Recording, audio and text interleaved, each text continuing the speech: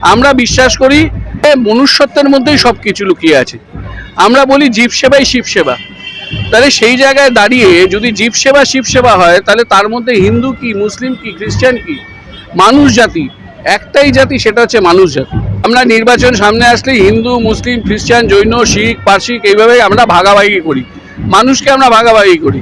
মানুষের পরিচয় একটাই, স্বামী বিবেকানন্দের কথা অনুযায়ী, সেটা হচ্ছে সে মানুষ।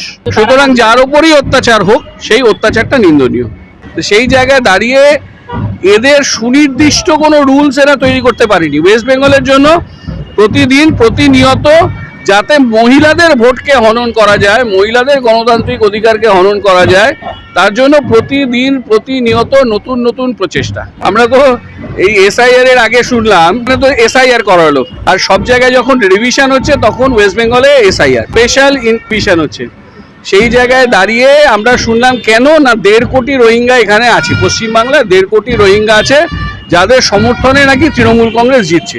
একে খান্তরে নির্বাচন কমিশনার মেনে নিয়েছে যে একটা রোহিঙ্গারও হদিশ পাওয়া যায়নি, অথচ বিজেপি এসআইআর পশ্চিমবাংলায় চালিয়ে যাচ্ছে। এসআইআর এর কোনো ইউনিফর্ম রুলস নেই, প্রতিদিন প্রতিনিয়ত দেখছি রুলস চেঞ্জ হচ্ছে। আজকে যখন হিয়ারিং হয়ে গেল, যাদের নাম উঠে গেছে তাদেরকে আবার নোটিশ পাঠানো হচ্ছে। তো কেন্দ্রীয় সরকার অ্যাকচুয়ালি বা নির্বাচন কমিশনার, এখন নির্বাচন কমিশনারটা বকলমে কেন্দ্রীয় সরকার হয়ে গেছে।